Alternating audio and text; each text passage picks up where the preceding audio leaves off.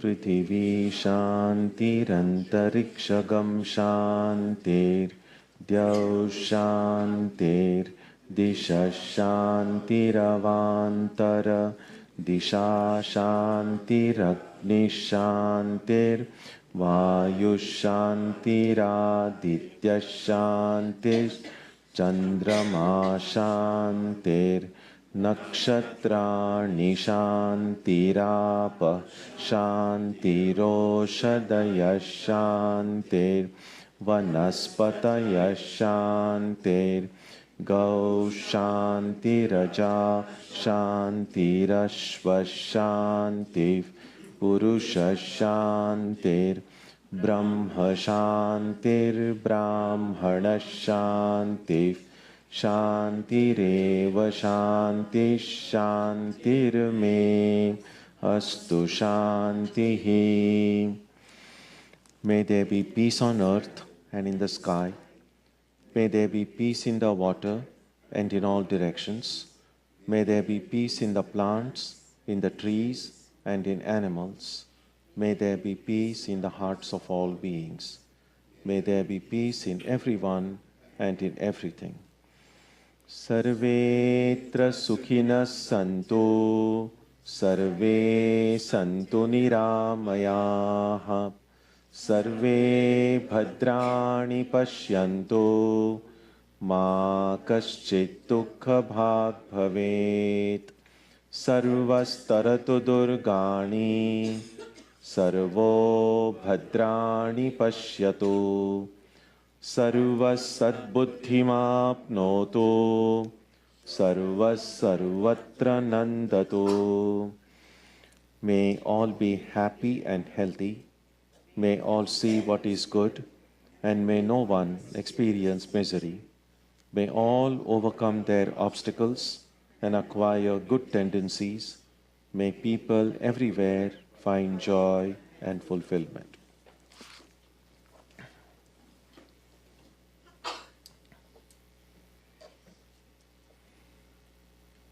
Let us now spend some time touching the center of peace and joy in our hearts. A good way to begin the practice is to withdraw the scattered energies of the mind and bring them to rest on one point. That point can be our own breathing. Let us therefore practice breathing with awareness. As we breathe in, let us visualize that our body and mind are being filled with love, strength, and compassion. And as we breathe out, let us release all the stress, anxiety, and exhaustion in the body and mind. Let us practice this way for a while.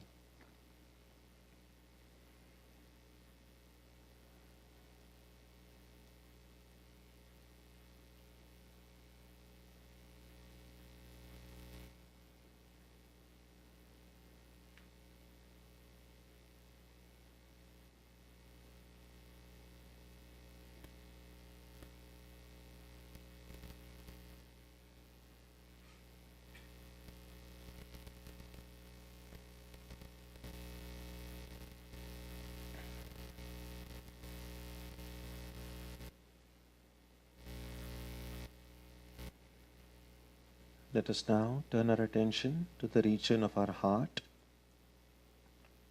Although God is present everywhere and in everyone, the divine presence can be felt most clearly in our own hearts. We can meditate in any way we have been taught. To remain focused, we can take the help of a short mental prayer or a mantra or a divine name. Let us now spend some time dwelling on the presence of God in our hearts.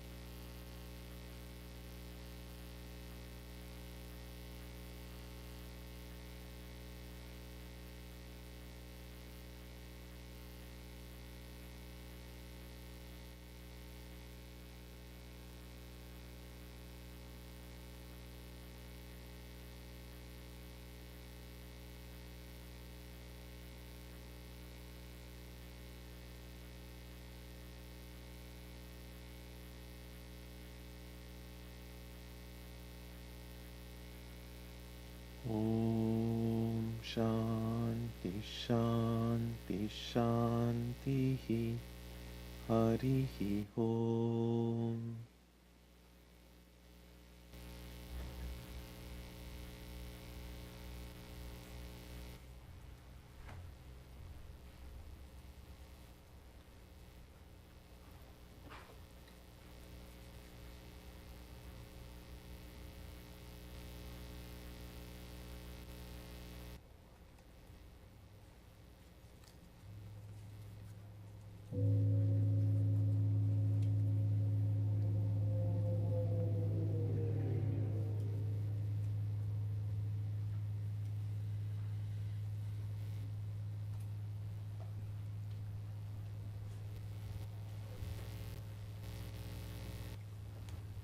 We will sing To Me Brahma Ramakrishna on page 37.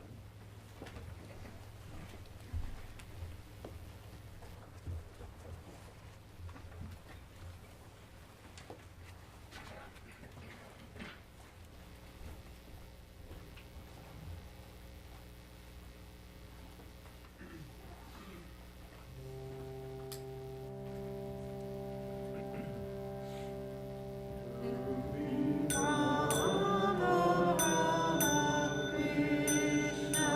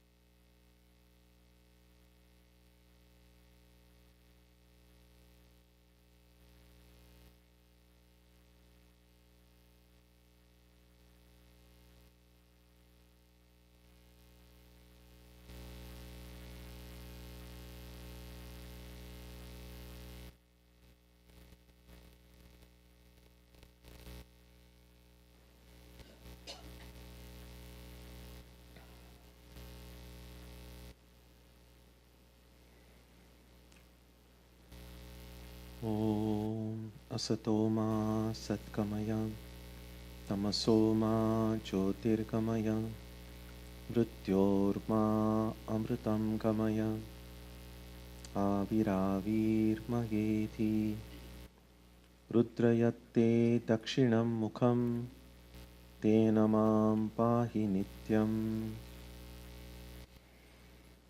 May the Divine lead us from the unreal to the real, from darkness to light, from death to immortality. May the Divine Consciousness fill our hearts and protect us. Our subject today is All the World's a Stage. As many of you may have guessed, this is the quote from Shakespeare. This is how part of it goes. All the world's a stage, and all the men and women merely players. They have their exits and their entrances, and one man in his time plays many parts, his acts being 7 ages. And then Shakespeare goes on to describe the different stages: childhood, teenage years, youth, and so on. Years ago, when I was in, I think, middle school or high school, we had a recitation competition in school, and I had memorized this entire passage.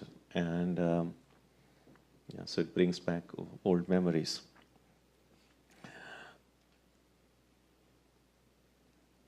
Those who have done some creative writing, especially fiction writers, novelists, for instance, sometimes one novelist was asked, how do you think of all these complicated plots?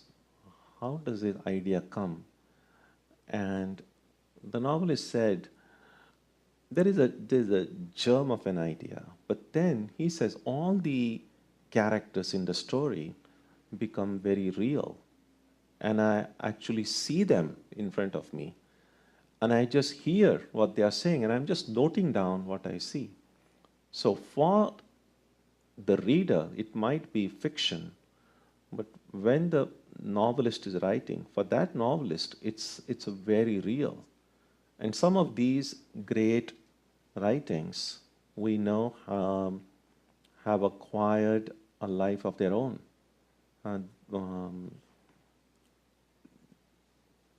Sherlock Holmes, for instance, everyone knows it's a fictional character.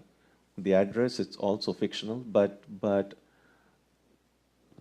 for decades, letters in that thousands are sent to that address, and they have a person employed there to reply to those letters. And some years ago, when Harry Potter books were coming, to many people who for whom the characters in that story had become very real.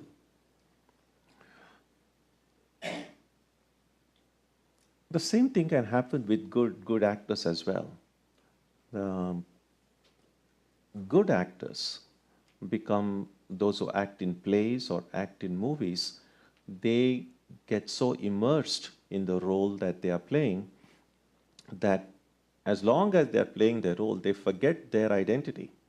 They become one with the character. And that's when we say an actor is a good actor. When an actor completely becomes identified with the character he or she is playing. And when the actor gets identified with the character, not only the character becomes real, but the story also becomes very real. And when that story becomes real, those who are viewing that story, either in a play or in a movie, they are moved by it. There is a story told about Girish Chandra Ghosh, a great dramatist and actor, also a disciple of Ramakrishna, that in one of the plays, he was playing the role of a drunkard and a very wicked person. And in one scene, he was abusing a woman. And it was a villainous character. So it was so real that one from among the audience was so mad that this villainous character was treating that woman so badly. He got her from the audience, took out his shoe and threw at the audience. And it went and hit this Girish actor. And he picked up that shoe and then thanked the person who had thrown it, and saying, "This is the best award I can get. It's more than an Oscar, if you like. When the role has become so real that it moves someone in the audience."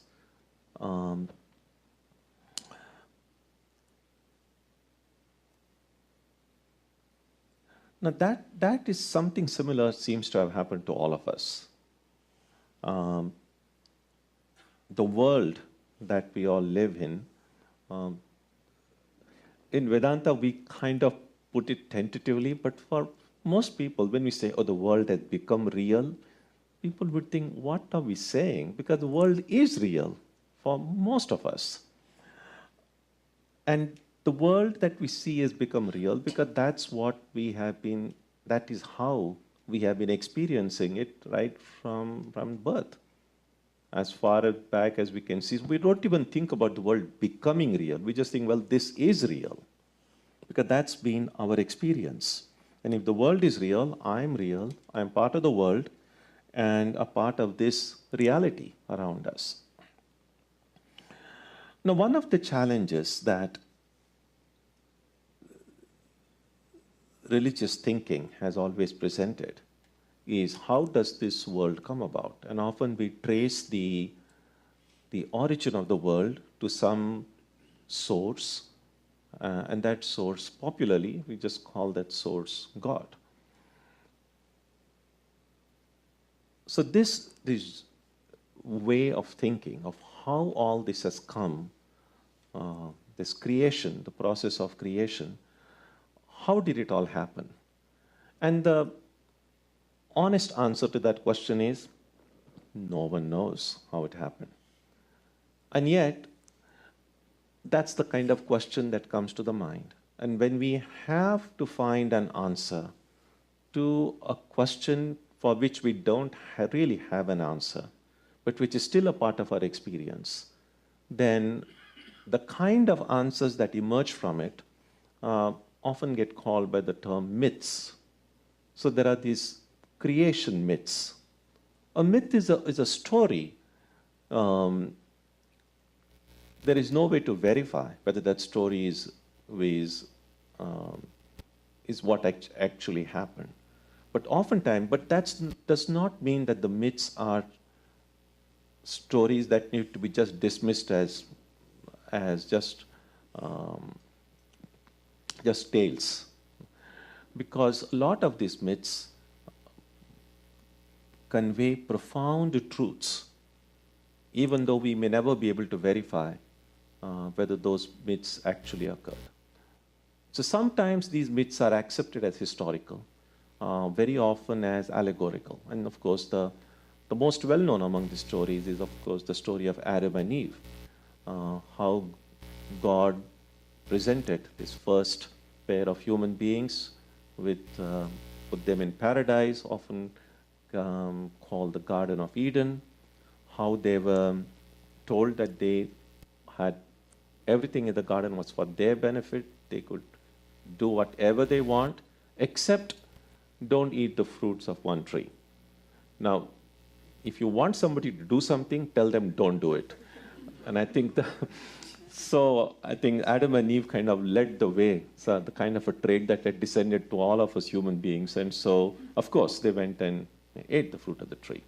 And then we read how then, as a result of that act of disobedience, they were banished from it. And then that's how the world as we see it now has emerged. And in different traditions at different points in history, different stories have emerged.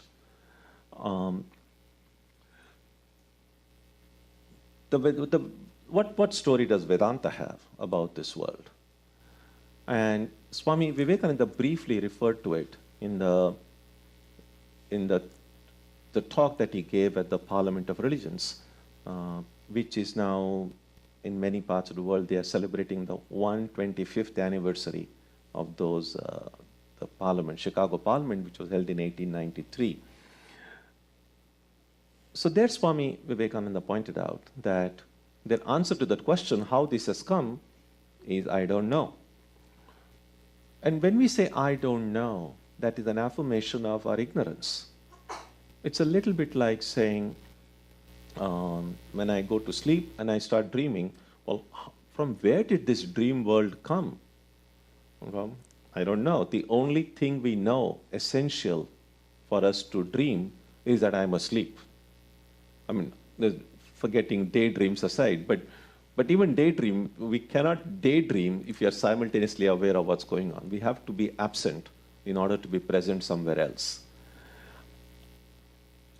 And sleep is nothing but forgetting of our waking identity. So somehow we become, for a short time at least, ignorant of our waking identity, the waking world, and that's what sleep is. When that ignorance covers us, as it were, then magically we find ourselves in a different world, a dream world. And so the early Vedanta thinkers, who were very bold thinkers in many ways, they began saying, well, what if and they looked upon the ultimate reality as one undivided conscious presence. It's just pure consciousness, and that's all that was. And so they speculated what would happen. And it is this infinite consciousness, in the language of love, we might say is God. It's very difficult to equate these theological terms from different traditions, but if we would want to personify this infinite reality, then maybe the most common word would be God. So these thinkers said, when we sleep, we have these dreams and we forget ourselves. What would happen if God slept?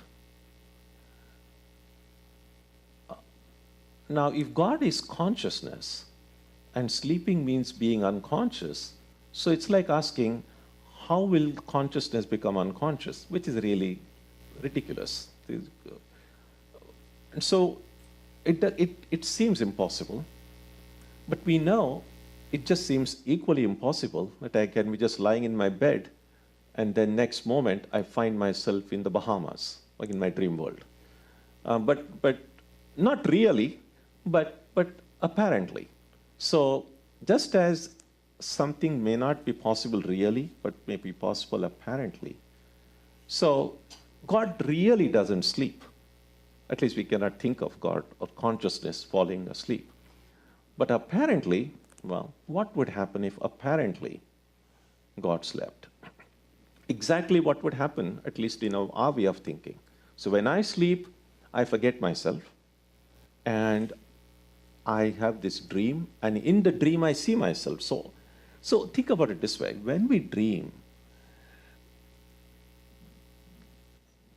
there is someone in the dream experiencing the dream world. And sometimes when we narrate the dream next day and said, oh, in my dream, I saw this, I saw that. So who is the person seeing it? Not the one who is asleep. The one who is asleep is seeing the whole dream. But in that dream, I am seeing one person and I'm saying that's me. So as a person, I'm experiencing the dream through one person in my dream, although really everyone in the dream is a projection of my own mind. So similarly, when God sleeps, God would forget God's identity, just as we forget our identity. And if God's identity is one who is infinite, forgetting that would mean God suddenly begins to see that I am finite. In reality, God is divine. When that is forgotten, in the dream, God suddenly sees, oh, I am human. So in God's dream, this whole cosmos, so that's how the creation myth of Vedanta is. So this whole world has emerged in God's dream. And in that dream, God is identified with one person in that dream and says, that's me. Now, all of us have this feeling of I, that this is me. That me that every one of us experiences in our dream is the me in God's dream world. So that's the story. Now, we know, even if someone were to come in the dream and tell us it's a dream, we're not going to believe that person, because in the dream, that dream is very real to us. We know a dream is dream only when we wake up. And that is how this world has become very real. That's how Vedanta sees it. We find a conversation in Sri Ramakrishna's Gospel, in which Sri Ramakrishna says, "The Divine Mother is always playful and sportive. This universe is her play." The word that is used by him was Leela. In another place in the Gospel, on page 704, Narendra, who later became Vivekananda, he says, "The whole world is a theater." And Ramakrishna said, yes, that's right. In some places you see the play of Vidya, and in some places the play of Avidya. So this idea that all this is a play, this is some kind of a drama, or cosmic drama that's going on, has been a part of not only the Vedantic tradition, but in many different traditions you will find this idea expressed in one way or another.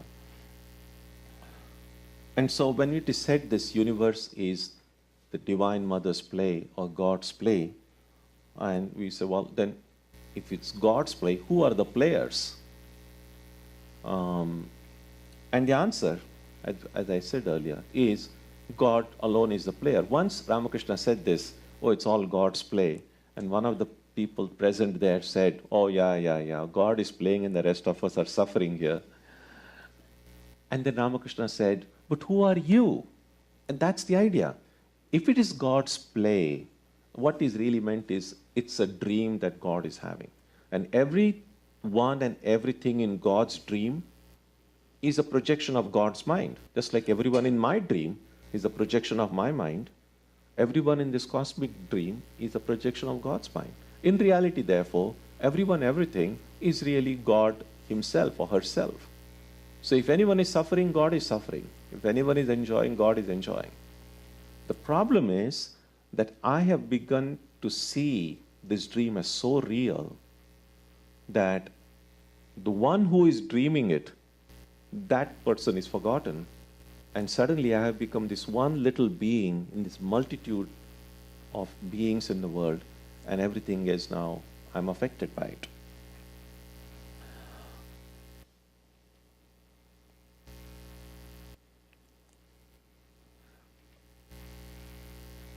Now, when we, those of you who have had a chance to, and I guess many of us probably had some acting experience, at least in the school or whenever, and we know that seeing a play sitting in the audience is very different from the people who are playing those different roles. Because, for instance, now when I stand here and speak, my experience of standing here and speaking is different from your experience of sitting there and listening. It's different. When you come and stand here and speak, that will be different. And so we know that depending on our perspective, our experience can change. So similarly, when we are spectators of a play and when we are actors, the experience changes. Once we are inside, let's say you are acting in a play, and then you are no more looking at the play as one of the spectators. You are now part of the play acting. Then we are able to see the difference between a good actor and a bad actor. And as I said before, a good actor is one who is able to immerse fully in the role, and the bad actor is one who cannot forget who they are. In fact, some of these, if you read the interviews or biographies, some of these great actors, sometimes even before, if it's a movie actor or a play, even before the actual play begins, for some time, they will just want to remain in character, so to speak, to kind of to not get disturbed by the role. So once we identify with the character, then all the ups and downs in that character story are experienced directly by the actor. And sometimes when a good actors, suppose if there is a tragic scene and there's some calamity, bad actors will probably need some glycerin to show tears. Good actors, it'll come naturally because they have become one with that role.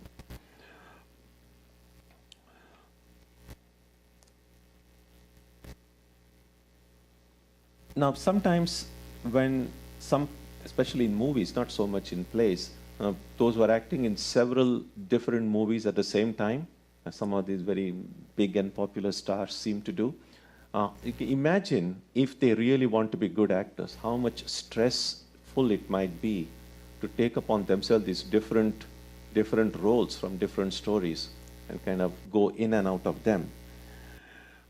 But at least whether these good actors or bad actors, the good thing about that is most of them, once they go home for the day, after that day's work is over, they're able to remove the makeup and they can again get back to being who they are. And of course, a bad actor is one who never forgets his or her identity. But for the rest of us, the problem is, if we go back to that story of the divine dreaming all this play doesn't seem to end. Some people think it might end with death. It doesn't. It just a new episode begins with rebirth. And so it seems to be an unending serial. No one knows where it began, and no one knows how and when it will end. It's like once we are in the dream, we have no idea. In fact, it is said that very often many of us just don't have one dream every night. Sometimes we have 3 or 4. And we effortlessly transition from one dream to another dream without any problem, without even suddenly feeling that, oh, now it's a new dream that has started. So sometimes people who are worried about think, oh my God, what will happen after death? Can find consolation from this. Just as we effortlessly go from one dream to another, death is just like going from one dream to another dream. So it's not going to be as terrible as it might seem. Think about it this way. If in my dream someone were to come and say, all this is going to end, how terrified I'll be. Because I might think, oh, this dream coming to an end is my end. But actually, the dream coming to an end would be going back to reality. That means this person is now waking up, whoever's dream it is.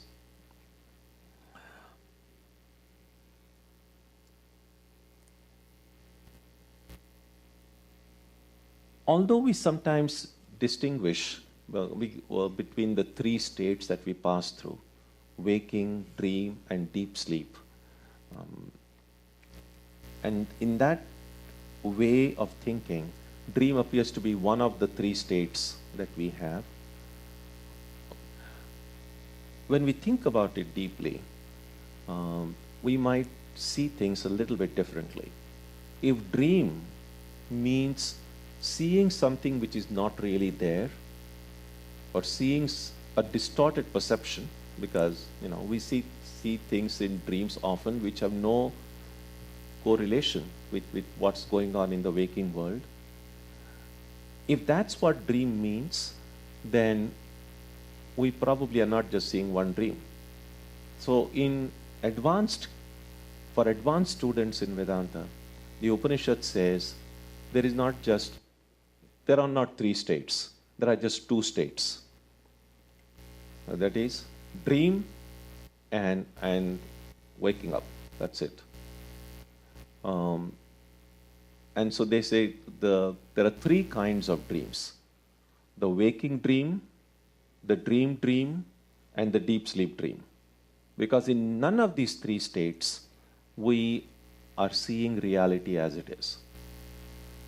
So there is an Upanishad called the Aitareya Upanishad, in which it is said, Tatra Traya Swapnaha.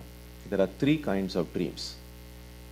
So you will find this characteristic in Vedantic teaching, that sometimes these might seem to be contradictory statements. Or in one place it is said there are three states: waking, dream, and deep sleep. And in another Upanishad says, well, there are three dreams. The reason is that these teachings were given to students at different stages of development. So when a student is in a beginner stage, the teacher gave one teaching. And then advanced students were given the same teaching but with greater nuance. It's a little bit like when we start studying physics, for instance. The first we are just told light travels in a straight line. And that kind of seems to make sense when we are very young. And then in advanced courses, of course, then we say, no, it's actually a wave, and whether it's particles or whether it's energy. So there are all these nuances come as we advance in our studies. And the same is true with regard to Vedanta as well.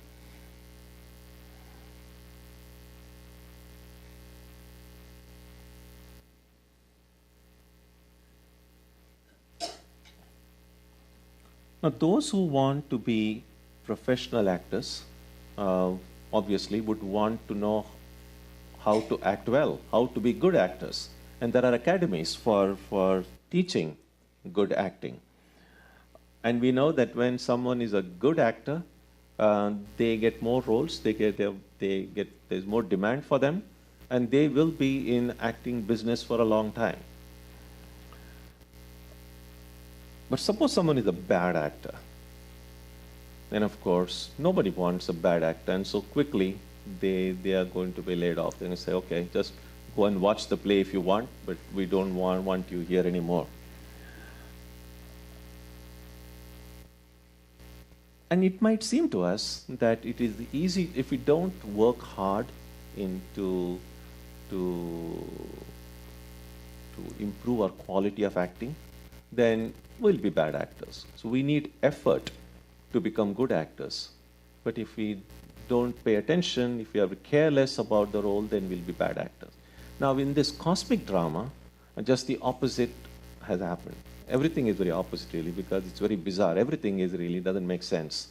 And that is, we have become good actors very effortlessly. We really don't have too much to worry about just being human beings, because that's who we are. So we don't have to worry about it. We don't have to practice being human beings. But Vedanta keeps really saying, you are really a divine being. So why is it that if I'm a divine being really, that I'm not, it's so difficult to be myself. And it's so easy now to be somebody else. So why is it so easy for the divine to act like human effortlessly? And why is it so difficult for the divine to be divine? And that's possible, if at all, only in sleep. If a human being goes to sleep, in the dream, that human being can do things that the normal human being won't be able to do. Maybe I can grow a pair of wings, I can fly, I can do a lot of things that I cannot when I'm awake. But when I'm awake, I just have to be true to my own reality. So when a divine being goes to sleep, that divine being has forgotten they are divine, and so they do things effortlessly, something which is other than divine, which is what our situation is. So there are manuals about how to do good acting or learn how to do good acting. The practice of Vedanta really is how to be bad actors, how not to be human beings effortlessly. And the best way to not do everything effortlessly is to remind ourselves that in reality, I'm a divine being. To acquire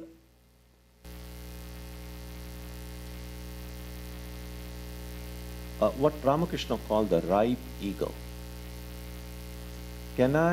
Our I he is attached to so many different things. And most of the things that I is attached to are the perishable material things in this world. Our I, as it is attached to other people we know, are the different relationships that we have forged. Family, friends, the relationship at workplace and so on. Then this I is attached to material entities. And that's my home, my car, my property. This I can get attached to the different interests we may have, I mean, games and politics. So this I is attached to a bunch of things. All of those things are a part of this world. And being a part of the material world, it has to follow the laws of matter and therefore are perishable. So when my I is attached to anything that is perishable, that is an unripe I, according to Ramakrishna. Now, one of the things that occurs when we take spiritual life seriously is that we try to attach our I to something or someone who is not perishable. In religious language, that's God. So if my I can somehow be attached to God in some way, then at least a little bit of my I will have become ripe or become stronger, become more stable. And so the identity that we can have, I'm a child of God, or seeing that God is my father, God is my mother.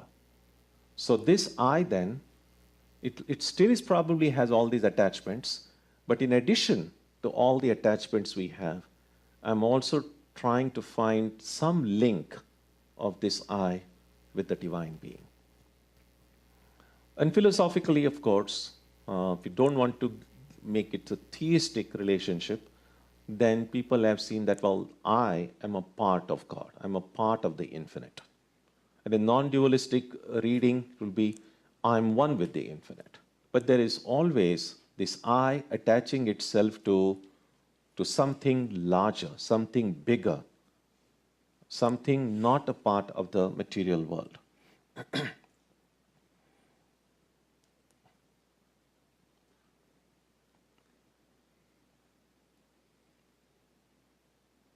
Once we are, what we will see is sometimes the hesitation that can come in the life of many spiritual seekers is, well, if I start thinking too much about God, if I try to be too spiritual, will it affect the duties, responsibilities, and my connections with the world? In the beginning, not so much. When you are still negotiating our relationship with the world and our relationship with God, it may not affect so much.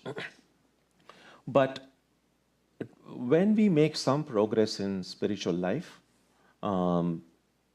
things are going to change. Things are going to be a little bit different. And at least for a while, that transition may not always be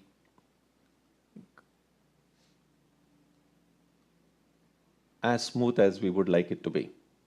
And in other words, we know, even in the Ramakrishna's case, in the beginning, well, it was fine, but then once his absorption in the divine became so strong that many people around him just couldn't understand him.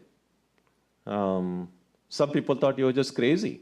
This person like, all the time talking about God, and we know after some time he was not able to do his duty as well as he would have wanted.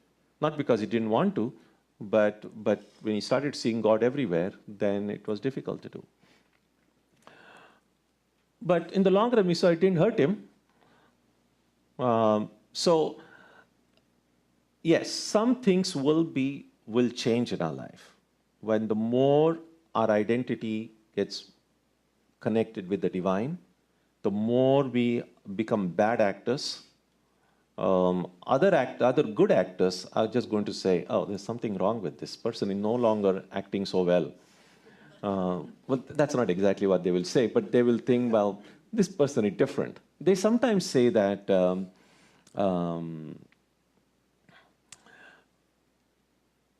anything different that we try to do, it goes through several stages.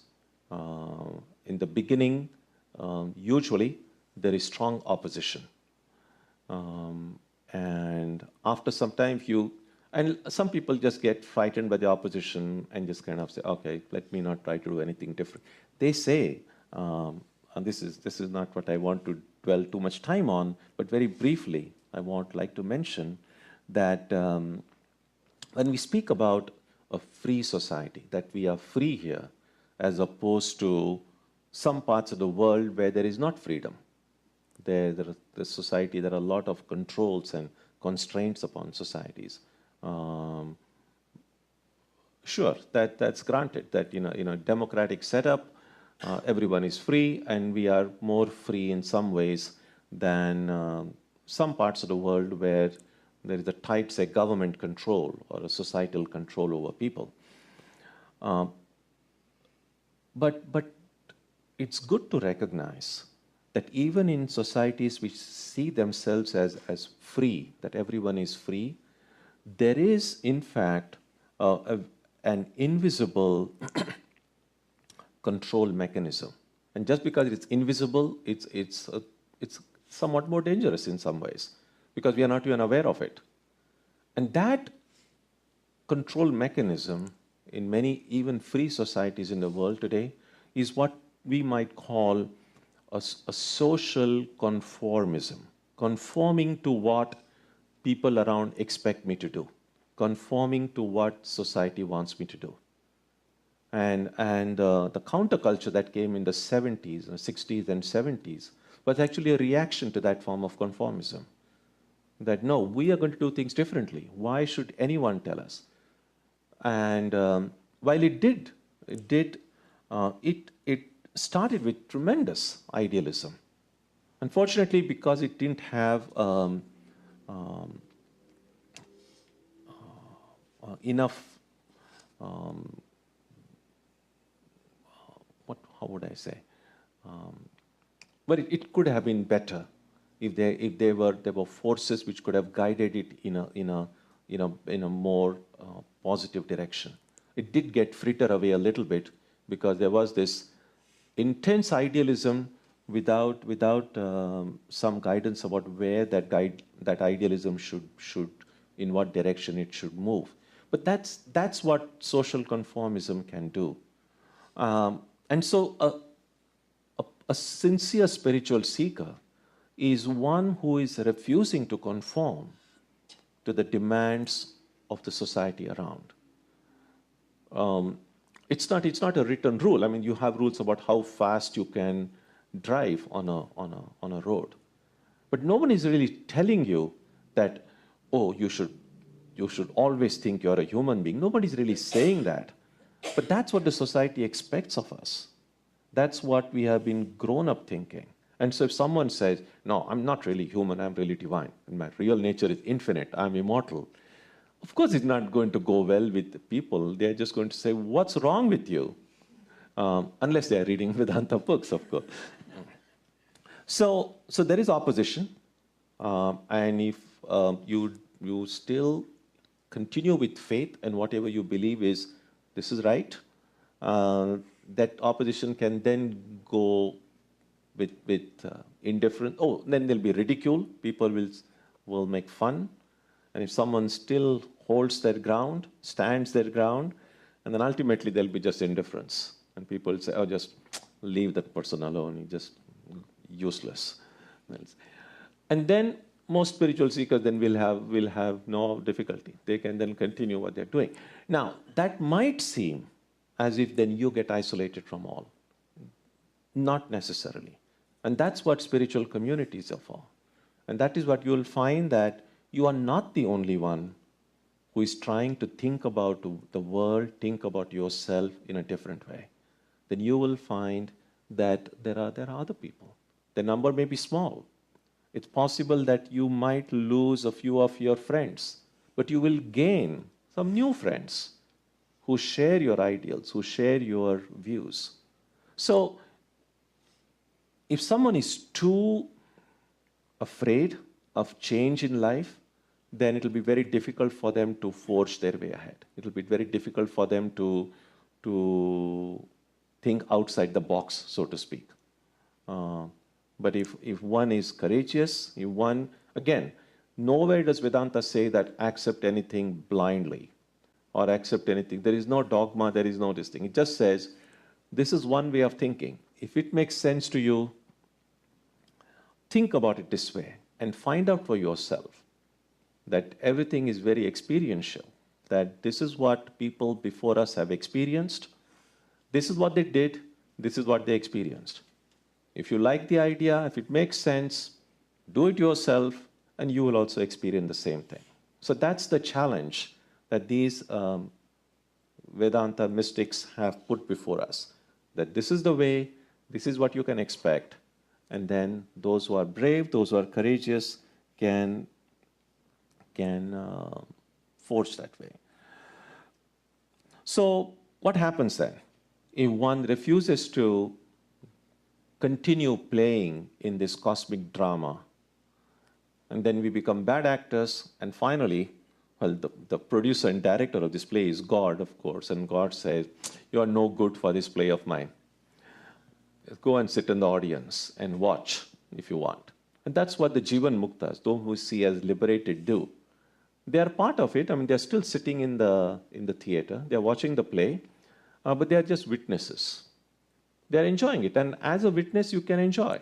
We know when you go to see a movie, no matter how terrible the story is, you can enjoy it. In fact, you can even say, oh, it's great acting or great photography. Think about it this way. A movie about a hurricane. Now, those who are in, say, Carolinas right now, go and tell them it's a movie, they are not going to appreciate it. But when you watch a movie, a hurricane in a movie, you are sitting in the audience. You're not dealing with what the people in the Carolinas are dealing with right now. And so those who become witnesses are able to enjoy the world more than those who are in the world. Sometimes people think, oh, if I become too spiritual, all the fun will go. Actually, no. The people who have the most fun are the people who are liberated, because they are enjoying everything that's happening, but they have become spectators. Then no one is tying up the spectators, because it's possible that after a time you'll just get bored with the whole thing. Because, I mean, how many different plots can you invent? And those of you who are like movie buffs will have seen, if you have seen a bunch of movies over this thing, after some time, it'll be very difficult to come up with a plot which you just like, I've never thought of that before, I've never seen that before. That's why whenever you go to see a movie now, you're always reminded of, oh yeah, I'd seen something similar somewhere. So pretty much everything is just rehashed. So when we then become witnesses of this world drama, and afterward just say, okay, been there, done that, I'm tired, we can then walk out anytime we want. So that's Ramakrishna once said, if a boiled paddy grain is sown, it doesn't sprout. Just so, if people are boiled by the fire of knowledge, they cannot take part anymore in the play of creation. So that's one way that we can think about our own existence. Can we see that this whole world is one big play that is going on? And whatever it is, whatever role that we are playing in different ways, every one of us has a very distinct role. If we play that role well, doing all that that role demands, but deep down remembering that that's not the real me. The real me is one when all the makeup is removed, that's the real me. And according to Vedanta, the the props for the acting and all the makeup is really just his body and mind. Body, mind, ego, in addition to everything else. When those, below that, all of that is the real me. So this is one way of thinking that can be very helpful to us. This is obviously not the only way to think. The Vedanta, the good thing that as a young teenager, when I first began studying Vedanta, I really appreciated very much, was that Vedanta provided many different perspectives. It is not necessary for all of us that every perspective should resonate with us. It was not necessary that every perspective should make sense to us. But if any of these different ways of looking somehow strike a chord and say, oh yeah, that's something that I need to think about a little bit more, that is the one that launches us on our spiritual path. And so it's interesting that we find this a germ of this idea in Shakespeare's writings. Although what exactly was going on in Shakespeare's mind, only Shakespeare knows. Om Jananim Saratam Devim Ramakrishnam Jagadgurum Padapadme Tayo Shritva Pranamami Muhurmuhu.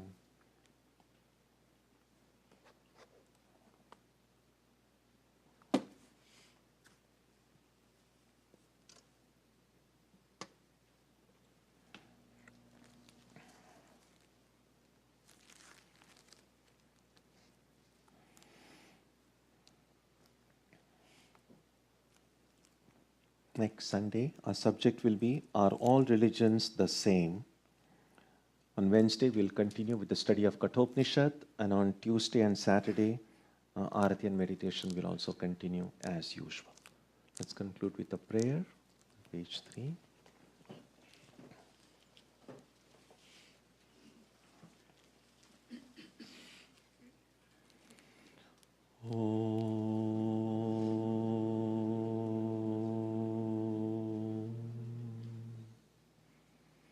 May the Divine Being, who is the Father in heaven of the Christians, Holy One of the Jewish faith, Allah of the Muslims, Buddha of the Buddhists, Tao of the Taoists, Ahura Mazda of the Zoroastrians, the Great Spirit of the Native Americans, and Brahman of the Hindus, lead us from the unreal to the real, from darkness to light, from death to immortality. May we be granted strength, freedom, and clear understanding. May we learn to see God in our own hearts and in everyone around us. May God bless us all and fill our hearts with gratitude, grace, and love. Om Shanti Shanti Shanti. Peace, peace, peace be unto you.